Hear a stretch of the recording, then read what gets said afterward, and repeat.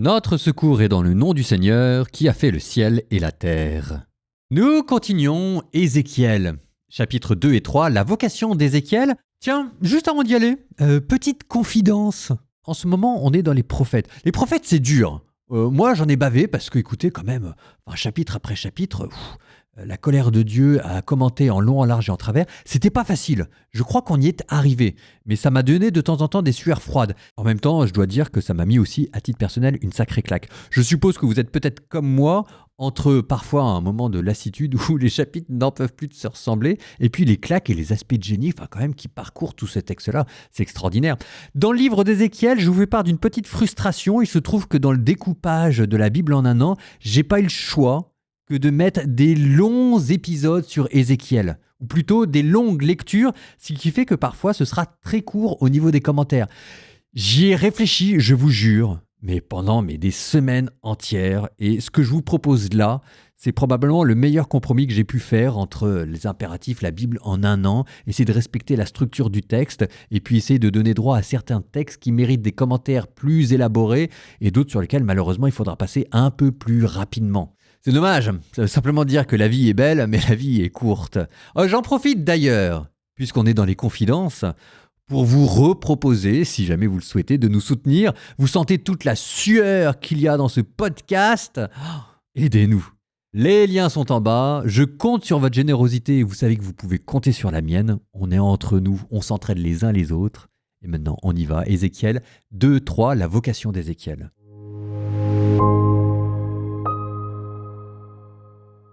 Elle me dit, « Fils d'homme, tiens-toi debout, je vais te parler. » À cette parole, l'esprit vint en moi et me fit tenir debout.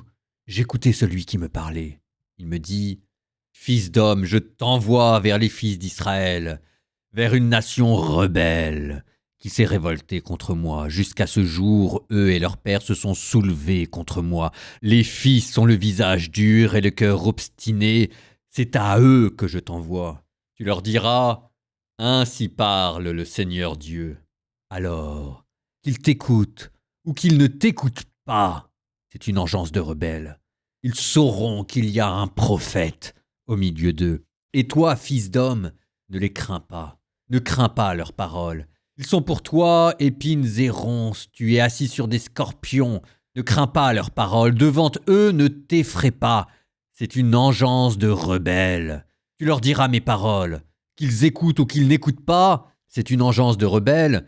Et toi, fils d'homme, écoute ce que je te dis. Ne sois pas rebelle comme cette engeance de rebelles. Ouvre la bouche et mange ce que je te donne.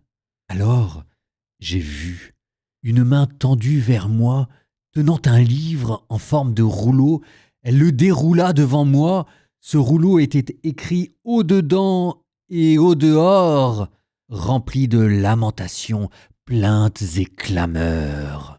Le Seigneur me dit, « Fils d'homme, ce qui est devant toi, mange-le, mange ce rouleau, et puis va, parle à la maison d'Israël. » J'ouvris la bouche, il me fit manger le rouleau et il me dit, « Fils d'homme, remplis ton ventre, rassasie tes entrailles avec ce rouleau que je te donne. » Je le mangeai, et dans ma bouche, il fut doux comme du miel. Il me dit alors, « Debout, fils d'homme, va vers la maison d'Israël et dis-lui mes paroles. Ce n'est pas à un peuple au parler obscur et à la langue difficile que tu es envoyé, c'est à la maison d'Israël. Ce n'est pas à des peuples nombreux au parler obscur et à la langue difficile dont tu ne comprendrais pas les paroles que tu es envoyé. Si je t'envoyais vers eux, ils t'écouteraient. Mais la maison d'Israël, elle, ne voudra pas t'écouter, parce qu'ils ne veulent pas m'écouter. La maison d'Israël tout entière a le front endurci et le cœur obstiné. Et voici que je rends ton visage aussi dur que leur visage, ton front aussi dur que leur front, comme un diamant plus dur que le roc. Ainsi je rends ton front, ne les crains pas. Devant eux, ne t'effraie pas, c'est une engeance de rebelles. Puis il me dit, « Fils d'homme, Toutes les paroles que je te dirai, reçois-les dans ton cœur. Écoute de toutes tes oreilles. Va, rends-toi vers les exilés, vers les fils de mon peuple, et tu leur parleras. Qu'ils t'écoutent ou qu'ils ne t'écoutent pas, tu leur diras « Ainsi parle le Seigneur Dieu ». Alors l'esprit me souleva, et j'entendis derrière moi le bruit d'une grande clameur. Béni soit la gloire du Seigneur depuis son lieu. Puis j'entendis le bruit que faisaient les ailes des vivants, battant l'une contre l'autre, et le bruit des roues à côté d'eux, et le bruit d'une grande clameur. Alors l'esprit me souleva, il me saisit, et j'allais plein d'amertume, et l'esprit enfiévré. La main du Seigneur pesait durement sur moi. J'arrivai à Tel Aviv, chez les exilés, chez ceux qui résident près du fleuve Kébar. J'ai resté 7 jours, frappé de stupeur, au milieu d'eux. Au bout des 7 jours, l'Esprit du Seigneur me fut adressé. « Fils d'homme, je fais de toi un guetteur pour la maison d'Israël. Lorsque tu entendras une parole de ma bouche, tu les avertiras de ma part. Si je dis au méchant, tu vas mourir, et que tu ne l'avertisses pas, si tu ne lui dis pas d'abandonner sa conduite mauvaise afin qu'il vive, lui, le méchant, mourra de son péché, mais c'est à toi que je demanderai compte de son sang. Au contraire, si tu avertis le méchant et qu'il ne se détourne pas de sa méchanceté et de sa conduite mauvaise, lui mourra de son péché, mais toi, c'est ta vie que tu auras sauvée. Si le juste se détourne de sa justice et fait le mal, je le ferai trébucher, il mourra. Parce que tu ne l'auras pas averti, il mourra de son péché, et l'on ne se souviendra plus de la justice qu'il avait pratiquée, mais c'est à toi que je demanderai compte de son sang. Au contraire, si tu avertis le juste de ne pas pécher, et qu'en effet il ne pêche pas, c'est certain, il vivra, parce qu'il aura été averti. Et toi, c'est ta vie que tu auras sauvée.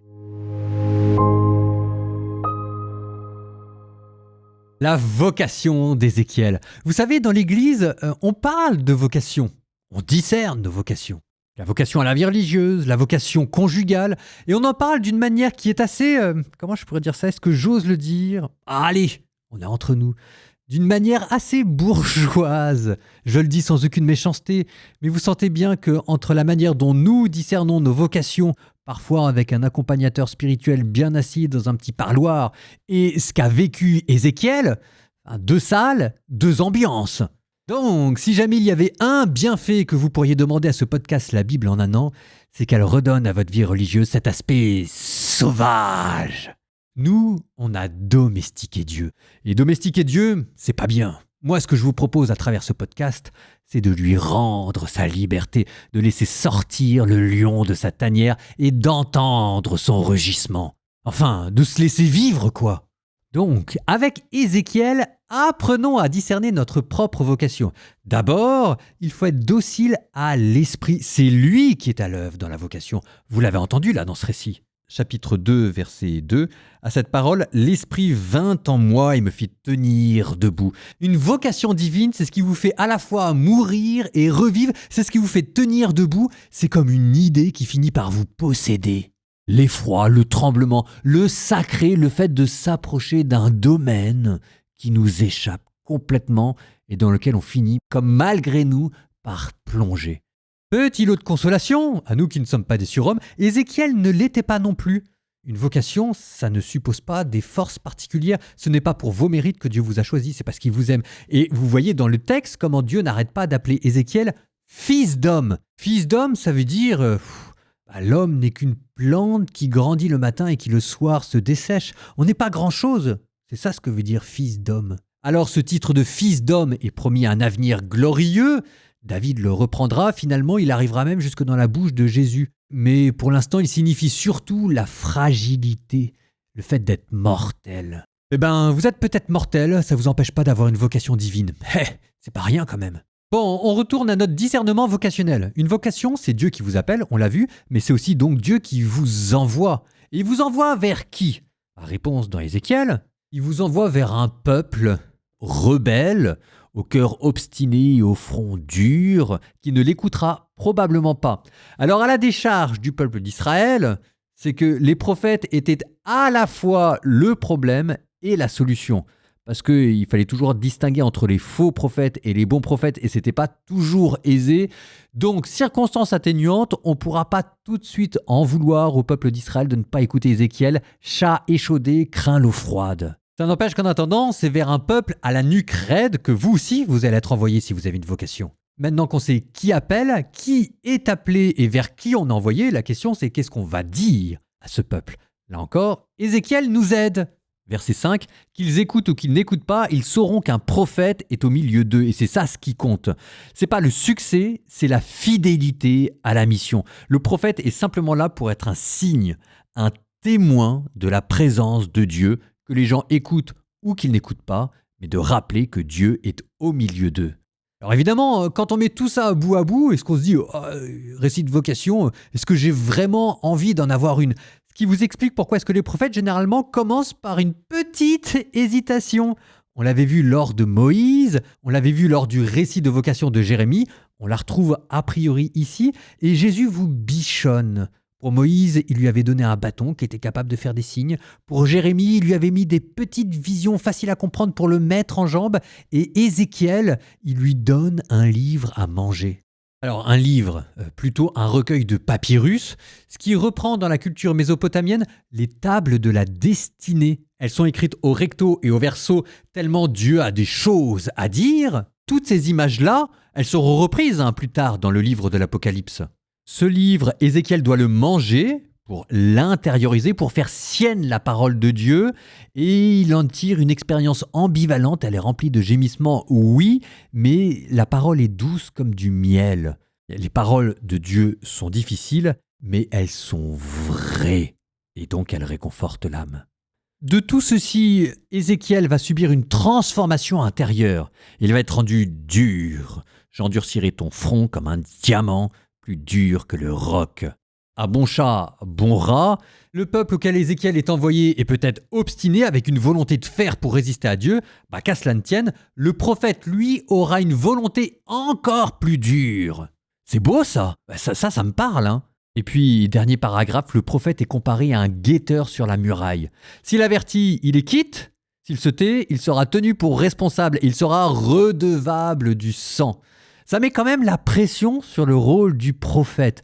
Alors, est-ce que maintenant ça vous a donné envie de discerner votre propre vocation? On est partagé entre une envie secrète, nous aussi, de faire partie de ceux qui ont de telles expériences, parce que c'est quand même, imaginez que ça vous arrive, quoi. Et en même temps, est-ce qu'on serait prêt à tout quitter pour ça? Bon, il y a de la folie dans ce texte. Je vous avais dit qu'Ézéchiel, c'était le Pink Floyd de la Bible, c'était surréaliste. Et vous en êtes qu'au début, Bon, en attendant, Proverbe, on continue. Proverbe 10, 21-26. Les propos des justes nourrissent la multitude, mais les sots meurent d'avoir l'esprit borné. C'est la bénédiction du Seigneur qui enrichit. L'effort de l'homme n'y ajoute rien. Le plaisir de l'insensé, commettre des horreurs. Celui de l'homme réfléchi, la sagesse. Ce que redoute le méchant lui échoit, ce que désirent les justes leur est accordé. Que passe une tempête et le méchant n'est plus, le juste lui reste inébranlable. Vinaigre sur les dents, fumée dans les yeux, tel est le paresseux pour ceux qui l'emploient.